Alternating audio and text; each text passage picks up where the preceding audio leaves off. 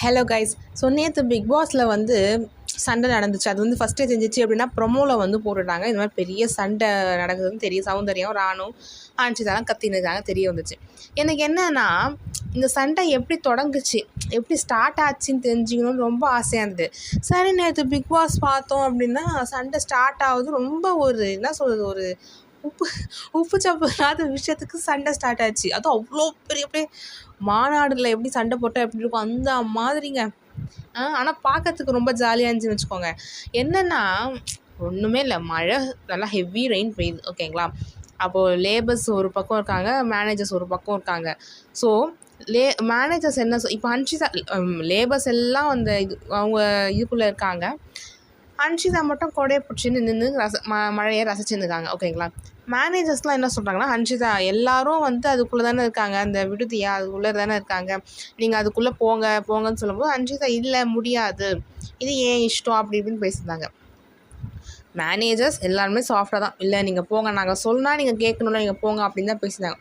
உடனே அன்ஷிதா இது ஏன் இஷ்டம், இப்போ நான் வேலை செய்யலாம் அப்படி ரொம்ப வாய்ஸை ரைஸ் பண்ணவே என்னாச்சுன்னா சௌந்தர்யா வந்து பாஞ்சின்னு வந்தாங்க. அதுதான் அங்கே தப்பாயிடுச்சு. பாஞ்சின்னு வந்து கொடையை பிடிச்சி இழுத்தாங்க, வா ஒழுங்காக நாங்கள் சொல்ல கேட்க மாட்டேன் அப்படின்ட்டு. இப்போது இதில் என்ன ஆச்சு அப்படின்னா, ராணுவ ஆஸ் அ யூனியன் லீடராக வந்து ராணுவுக்கு வந்து கோவம் வந்துச்சு. எப்படி நீ எங்கள் ஆள் மேலே கை வைக்கலாம், ஓகேங்களா, எப்படி நீ எங்கள் ஆள் மேலே கை வைக்கலாம் அப்படின்னு சொல்லிட்டு கத்திட்டான். அவன் நம்ம சௌந்தர்யா நான் கை வைக்கலை, கொடையை தான் எடுத்தேன், கை வைக்கலைன்னு சௌந்தர்யா கத்த தெரியும்ல. சௌந்தர்யா ஒரு பக்கம் கத்திருந்தாங்க. இப்படி எல்லாரும் கத்திக்கினே இருக்கும்போது சத்யா தான் அல்டிமேட்டு. சத்யா மாட்டே என்னடா ஒரு என்ன வேர்டு யூஸ் பண்ண தெரியல, அசிங்கமாக வாயில் வந்து அப்படின்னு சொல்லிட்டு அவர் ஒரு பக்கம் கத்திருந்தார். இதில் வந்து ராணுவ இப்படி கை நீட்டி பேசும்போது மஞ்சுரி வந்து கையை லைட்டாக தட்டினது அடிச்சதா அப்படி ஒரு மீனிங் வந்துடுச்சு. நான் என்ன சொல்கிறேன்னா, அன்ஷிதா பண்ணது கரெக்டாக தப்பா, அதாவது எல்லாரும் இது பண்ணும்போது அன்ஷிதா மட்டும் கொடையில அவங்க இப்போ டாஸ்க் விளையாடின்னு இருக்காங்க, ஓகேங்களா. அப்படி இப்போ நம்ம நார்மலாக இப்போ நம்ம பார்க்கும்போது ஆஸ் அ மேனேஜராக வந்து லேபரை வந்து ஒர்க் பண்ணலனா தான் திட்டணும். மழை வந்து அவங்க பாட்டு நசிஞ்சிருந்தாங்க. இது வந்து நீங்கள் உள்ளே போங்கன்னு சொல்லும்போது அது எனக்கு கரெக்டாக படலை. அதே மாதிரி ஹன்ஷிதாவும் அவங்க லோயர் வாய்ஸில் பேசியிருக்கணும். அவங்களும் வாய்ஸை மேனேஜர்கிட்ட ரைஸ் பண்ணி பேசுறது அதுவும் தப்பு தான், ஓகேங்களா. அதே மாதிரி மேனேஜர்ஸில் எல்லாரும் வந்து கம்முன்னு சைலண்ட்டாக தான் பேசியிருந்தாங்க. ஐ மீன் நார்மல் மோடில் தான் பேசியிருந்தாங்க. நம்ம சௌந்தர்யா பாஞ்சு வந்து கொடையை பிடிச்சது இன்னொரு தப்பு. அங்கே ராணுவ வந்து ஒரு வார்த்தையை விட்டான், இந்த மாதிரி உனக்கு 2 தடவை வார்னிங் கொடுத்தாங்க, இந்த மாதிரி பாஞ்சு வராதான்னு, அப்போ கூட உனக்கு தெரியாதான்னு சொல்லி சௌந்தர்யாவுக்கு வந்து நான் வந்து ஒரு கேமாக ஒரு மேனேஜராக தானே பண்ணேன், அவன் ஏன் பர்சனலாக பேசணும் அப்படி ஒரு பாயிண்ட்டுக்கு வந்தாங்க.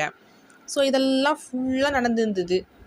ஸோ அன்ஷிதாக்கு என்னென்னா இப்போ வந்து ஒர்க்கிங் டைம் கிடையாது, யாரும் வேலை பண்ணல, ஸோ நான் வந்து மழையை ரசிக்கிறேன், உங்களுக்கு என்ன அந்த பாயிண்ட் வந்து அவங்க வச்சாங்க. ஸோ அப்போ கூட அவங்க இதுனா யோசிச்சிருக்கணும், இது வந்து 24/7 டாஸ்க்குன்னு சொல்லிட்டாங்க, ஓகேங்களா. ஸோ மேனேஜர்கிட்ட வந்து அட்லீஸ்ட் கொஞ்சம் சாஃப்டாவது பேசியிருக்கணும், ஓகேங்களா.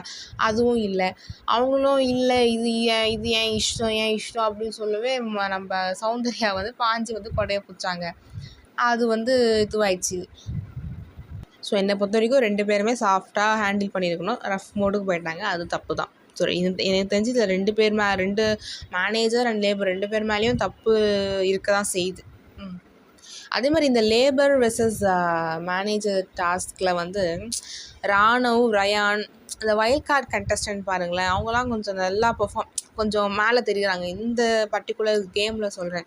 இந்த ஃபர்ஸ்ட் வந்தவங்களாம் கொஞ்சம் டவுனில் தெரியுறாங்க, இந்த வைல்ட் கார்டு கண்டஸ்டன்ட் கொஞ்சம் மேலே தெரியுறாங்க என்னை பொறுத்த வரைக்கும். ரயானு, ராணவ், மஞ்சுரி, ஸோ அவங்களாம் வந்து நல்லா அவங்க இது வாய்ஸை ரைஸ் பண்ணுற மாதிரி தெரியுது எனக்கு. அதே மாதிரி முத்துக்குமரன் ஒரு பாயிண்ட்டை பிடிச்சாரு பாருங்க. அதாவது என்னாச்சுன்னா, உள்ளே வந்து இந்த மாதிரி மேனேஜர், லேபர், ஓகேங்களா, 2 பேரும் நடுவில் இந்த டைனிங் டேபிளில் பேசியிருந்தாங்கல்ல, அவங்க ஒரு பக்கம் இவங்க ஒரு பக்கம் உட்காந்து பேசியிருந்தாங்கல்ல. அப்போ வந்து பொறுமையாக இந்த மாதிரி எங்களுக்கு இப்படி ஒரு ரூல்ஸ் இருக்குது அப்படின்ட்டு ஒரு லேபர் வந்து எஞ்சி சொல்லியிருந்துருக்காங்க. அப்போது முத்துக்குமரன் வந்து என்ன சொன்னார்னா, இப்போ நீங்கள் வந்து நாங்கள் உங்களை மதித்து பேசியிருந்துருக்கோம், ஆனால் உங்களில் ஒரு ஆள் வந்து பாருங்கள் காலை நீட்டிக்கின்னு நாங்கள் பேசுகிறதே மதிக்காமல் அவங்க பாட்டுன்னு குண்டானில் சுரண்டி சாப்பிட்டுன்னு இருக்காங்க, இது என்ன ஒரு மேனரிசம் அப்படின்னு அவர் கேட்டார். அது கரெக்டு தானே. இப்போ ஒரு பொதுவாக ஒரு மீட்டிங் வரும்போது எந்த மேனேஜராவது, சௌந்தர்யா அப்படி தான் பண்ணாங்க, காலை நீட்டிக்கிட்டு அப்படியே தெனாவுட்டா எதுவும் கவனிக்காமல் சாப்பிட்டுருந்தாங்க. அது வந்து முத்து கரெக்டாக பாயிண்ட் அவுட் பண்ணி கேட்க மேனேஜர்ஸ் எல்லாருமே சௌந்தர்யா திட்டினாங்க. இந்த மாதிரி நீ பண்ணது தப்பு தான், நீ என்ன அவங்க சொன்னதை கவனிக்க மாட்டியா அப்படின்னு சொல்லி திட்டினாங்க. உடனே சௌந்தர்யா, நான் பசிச்சுட்டு சாப்பிட்டேன், இதில் என்னடா இருக்குது, பசிச்சுட்டு சாப்பிட்டேன் சரி, அதுக்கு நீ இப்படியாமா ஒரு மேனேஜர் போஸ்ட்டில் உட்காந்து சாப்பிட, அது தப்பு தானே, அது பக்கா தப்பு. அதுக்கு யாருமே அட்ரஸ் பண்ணல. கரெக்டாக முத்து வந்து கரெக்டாக பாயிண்ட்டாக அட்ரஸ் பண்ணார். அது உண்மையிலே சூப்பர் முத்து பண்ணது. ஸோ இப்போது இந்த லேபர் மேனேஜர் வர்சஸ் லேபர் வந்து 2.2, அதாவது நெக்ஸ்ட் லெவலுக்கு போயிருக்கேன். என்ன லெவல் அப்படின்னா, கார்டன் ஏரியாவில் ஒரு டேப் மாதிரி அரேஞ்ச் பண்ணிட்டாங்க. அதில் பக்கெட்டு கீழே இருக்குது. ஸோ இப்போ வந்து உங்களுக்கு எல்லாத்துக்குமே தண்ணி வந்து டாய்லெட் யூஸ் பண்ணுறாங்கன்னா தண்ணி வந்து அந்த பெடல் பண்ணும்போது அந்த பக்கெட்டியை ருப்பி அந்த தண்ணி தான் நம்ம வந்து யூஸ் பண்ணணும். ஓகேங்களா? ஸோ அந்த மாதிரி வந்து பிக் பாஸ் டாஸ்க் வச்சிட்டாரு. ஸோ ஒருத்தர் யூஸ் பண்ணுறாங்கன்னா ஒருத்தர் தான் யூஸ் பண்ணணும், மற்றபடி யாரும் யூஸ் பண்ணக்கூடாது, அந்த மாதிரி வந்துச்சு. இப்போ அங்கே என்ன ஆச்சு அப்படின்னா, ஜாக்லின் வந்து ஃபேஸ் வாஷ் பண்ணுறா அப்படின்னு சொல்லிட்டு அவங்க வந்து தண்ணியை யூஸ் பண்ணாங்க. அதே சமயம் வந்து தீபக்கும் ரெஸ்ட் ரூம் யூஸ் பண்ணார். அது வந்து பிக் பாஸ் நோட்டீஸ் பண்ணிட்டு ஜாக்லின் பண்ணது தப்பு அப்படின்னு சொல்லிட்டு ஜாக்லினை வந்து லேபர் போஸ்ட்டில் வந்து தள்ளிட்டாங்க.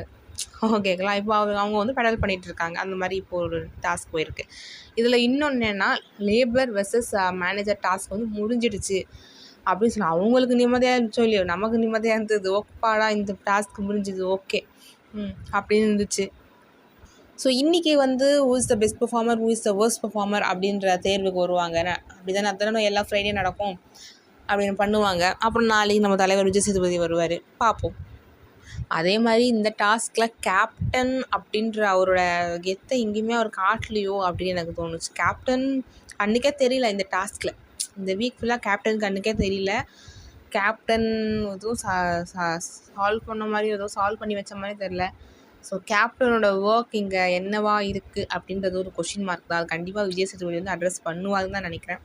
ஸோ இந்த வாட்டி என்னை பொறுத்த வரைக்கும் யார் பெஸ்ட் பெர்ஃபார்மர் வர்ஸ்ட் பெர்ஃபார்மர் சொல்லலான்னு பார்த்தீங்கன்னா, எனக்கு வர்ஸ்ட் பெர்ஃபார்மரில் வந்து ஜெஃப்பை சொல்லலாம்னு நினைக்கிறேன். ஏன்னா ஜெஃப் வந்து இந்த இந்த டாஸ்கில் எங்கேயுமே அவரை பார்த்த மாதிரி தெரியலையே, எதுவும் கொண்டு பேசின மாதிரியும் தெரியல. ஸோ ஜெஃப் நான் சொல்லுவேன் வர்ஸ்ட் பெர்ஃபார்மரில். பெஸ்ட்டில் வந்து